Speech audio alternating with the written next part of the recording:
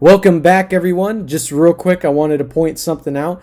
I believe I am getting throttled, and I mean, you can tell me. You tell me, like, what is your opinion on this anyway? I think I am, but anyway, the reason why I bring this up, I honestly don't really like talking about subscribers or liking the video or anything like that. Really, all I want to see, in my opinion, is just more comments. That's what I like seeing more than anything. So I personally don't like talking about this type of thing when it comes to liking and subscribing. I feel like it comes across as begging, but I feel as, I mean, you can see from the picture that I'm putting on the screen right now that I am, well, at least it seems like I'm getting throttled.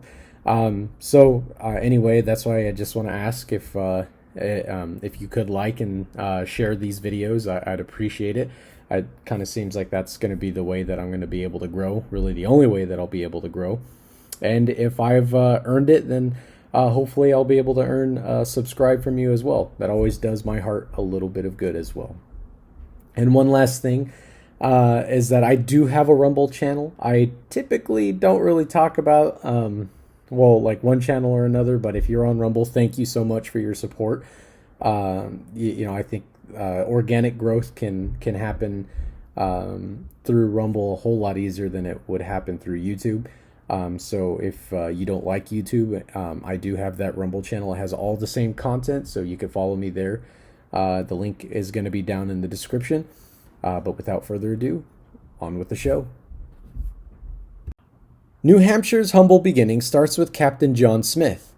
Smith had surveyed New Hampshire around 1614 and said, "What sport doth yield a more pleasant content, and less hurt or charge, than angling with a hook, and crossing the sweet air from isle to isle, over the silent streams of a calm sea?" In other words, I found a sweet fishing spot, bro. Smith had initially referred to this northern area as Northern Virginia, but later on, King James I had renamed it as New England. Also, on a side note, this is likely the time when Smith would have rounded up some Indians, including Squanto, and sent them over to Europe. In 1623, Captain John Mason, not to be confused with another man by the same name of John Mason, who would later participate in the Pequot War. More on that John Mason in a later video, though. However, this Mason never saw the New World. Either way, John Mason and Sir Ferdinando Gorges were granted a land grant by James I. Gorges was granted a plot of land of what would later become Maine. Again, more on that colony later on. And Mason was granted land in what would become New Hampshire, which, by the way, he would name in honor of his home county in England. Though both proved to be inadequate at running their new colonies, at least in Mason's case, he made an effort to help that colony. He commissioned Thomas and Edward Hilton, who were merchants, and David Thompson, a Scot, to go and build fishing settlements in the New World in 1629. Under Thompson, Panaway was established in what is now modern-day Rye, and the Hilton brothers established Northam, of what would later become Dover. Panaway plantation ultimately met its demise in just a few short years, but Northam did make it. Later, Cocheco and Strawberry Bank were built, but the progress there was very, very slow in these tiny towns. Just 6 houses were built in the 7 to 10 year span that these settlements were established, and that is 3 each, not 6 apiece, just 3. Mason sent over 50 Englishmen, 22 women, and 8 Danes. By 1640, New Hampshire had 40 major settlements: Dover, Portsmouth, Exeter, and Hampton. Part of what contributed to the slow establishment of New Hampshire was due to the caliber of men that they brought over to work on the colony. The men that were hired, or the grunts in other words, were of a different breed. They were rugged, hardy, and illiterate. They lacked the religious integrity of the Pilgrims to make them true to their word. They didn't even attempt to gather at a church until 1638. That was 11 years later, after the founding of Northam/Dover. Even then, it is said, quote, "Then they were broken up by quarrels, and some of the early clergymen were fitter for the penitentiary than the pulpit." End quote. To make matters worse, they did not share in the bounty that they labored for. They were unable to own the land that they worked upon, and did not share in any of the profits or losses, and the men became unmotivated and lazy. Their boss lived 3,000 miles away. What was he going to do? It wasn't until they became freeholders and made compacts for better government that would have punishment for crimes, stimulus of property, liberty, and suffrage did this finally motivate the men to work. Though this did not happen until 1641, New Hampshire did create its own political compact, but it was powerless because the crown did not back this up. Ultimately, John Mason was financially ruined and had sunk 22,000 pounds into his New Hampshire project. He died in 1635, just before his planned trip to the New World. His estate was plundered by these hired men, and because there was no local government sufficiently powerful enough to deal with them, they got away with it. These settlements were bolstered by disgruntled Puritans from Massachusetts and Connecticut, and as a consequence of both the power vacuum in New Hampshire and the mass migration of the Puritans, Massachusetts was able to exert more and more control over them between 1641 and 1643. All 4 settlements were ultimately absorbed into Massachusetts. It would be this way until 1679, when Charles II would grant Massachusetts a royal charter, and it would once again become its own separate colony. As for Indian relations, they were okay in the beginning. The Indians were intrigued with the new items that the Europeans brought and would establish trade with them for the next 50 years. Certainly abuses that took place before they were absorbed into Massachusetts, but the relationship would stabilize afterward and would continue for roughly 50 years, but would ultimately deteriorate and lead to war. More on that later, though. It all starts with a man named Henry Hudson.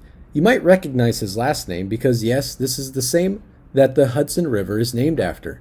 In 1609, Hudson, an Englishman, was commissioned by the Dutch to find the mythical Northwest Passage. He sailed up what is now known the Delaware River. Back then it was called the South River, and he claimed that land for the Dutch. Hudson also sailed up the North and the Fresh Rivers, what would later be known as the Hudson and the Connecticut Rivers, respectively. On the North River, he sailed as far as 150 miles north. By 1623, the Dutch had established Fort Nassau to engage in fur trade with the natives there. While the Dutch were establishing Fort Nassau in New Jersey, the Swiss were busy in the southern area in Delaware, though it would not be called that until much later, planting their own colony, which they would establish in 1638. The Dutch did try to establish a colony named Zwijnendale, but according to most historical accounts, Indians had stolen some tin to make some tobacco pipes, and this escalated, resulting into almost all the colonists being killed at the hands of the Indians. The Dutch would not try to settle this area for another 24 years. In 1626, the West India Company would encourage people to seek out land and to get in contact with the Indians to purchase the land from them. And this is where the infamous purchase of Manhattan Island comes into play. Yes, this is the feather that most liberals and revisionist historians will place upon their caps as a classic example of the white man ripping off the Indians. But, according to the mythos of the liberals, Manhattan was purchased for a mere $24. Even if that story was true, the Indians still sold it for that much, and that would have been the end of that, regardless if you think it's a good or bad deal. To say that Peter Minuit, who was from the West India Company, strong-armed the Indians into selling Manhattan Island is a lie, as well as an insult to the intelligence of the native people. Both sides knew what they were doing. Peter purchased Manhattan from the Canarsie tribe for $24 worth of various items, including iron kettles, axes, knives, and clothes, not the glass beads narrative that is so furiously pushed today. Adjusted for inflation, this would have roughly been $1,000 pre-Bidenomics. But that is not the end of the story, for the real owners had come from the north, the Wappinger Confederacy Indians, and they demanded compensation for what the Dutch had taken, and the Dutch did compensate them. So in fact, the Dutch paid for Manhattan twice. While the Dutch were spreading further north toward modern-day Albany, New York, this northern area where the Dutch had settled would be dubbed New Netherland. Meanwhile, the Swiss were entrenching themselves in Delaware in Minquon Kill, which would later be renamed Christiana River. From 1618 through 1648, much of Europe was embroiled in the 30-Year War, and the Swiss thought that it would be a perfect time to establish themselves even more so in America. During the war, the Swedish king, Gustavus Adolphus, wanted to ramp up his colonization efforts in the New World. However, the king died in the 30-Year War. His 6-year-old daughter, Christina, became queen. She tried pursuing her father's ambitions in the New World and hired Peter Minuit, formerly of the West India Company. He had recently been fired from there and was embittered against them and happily joined the New Sweden Company. And in 1638, he sailed on the South River and found abandoned land in what would later be North Delaware, Southwest New Jersey, and Southeast Pennsylvania. They named this new area New Sweden. With the Dutch in the north in New York and the Swiss in the south in the Delaware area, they tried to coexist with each other for a while, and they were able to do so until the 1650s, when the Dutch and the Swiss began arguing over territorial claims, and neither side had the military force to argue their stance. They did build fortifications against each other, though, but ultimately New Sweden was taken over by the Dutch, and New Sweden only lasted a mere 17 years. Now, if you would like to talk about someone strong-arming someone else, that would be the British. In 1664, after King Charles II was restored to the throne, he granted a charter to his brother James, the Duke of York. This grant gave James, the Duke of York, the land between the Delaware River and the Connecticut River. This included all of the territories that the Swiss had settled and then surrendered to the Dutch, and all the territory that the Dutch had claimed. In other words, all of New Netherland and all of New Sweden would be under British control, nor would the Swedes nor the Dutch have the power to overcome this British control. New Amsterdam was surrendered by Peter Stuyvesant once he saw the fleet of ships that James had sent. The province of New Amsterdam was later renamed New York, of course after the Duke of York, and New Amsterdam, the city, was renamed into New York City. Delaware would remain part of New York until 1682, when William Penn, the founder of Pennsylvania, would ask James, the Duke of York, for some land so that Pennsylvania could have access to the ocean.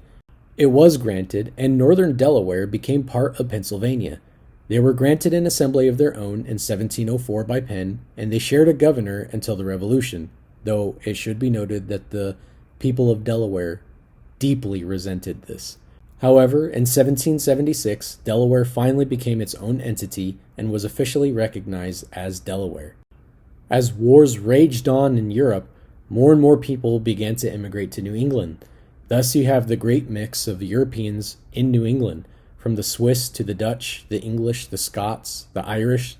They all came seeking refuge from war-torn Europe. Some came for religious freedom, some tried to make a better life away from the constant fighting, and others as slaves or indentured servants.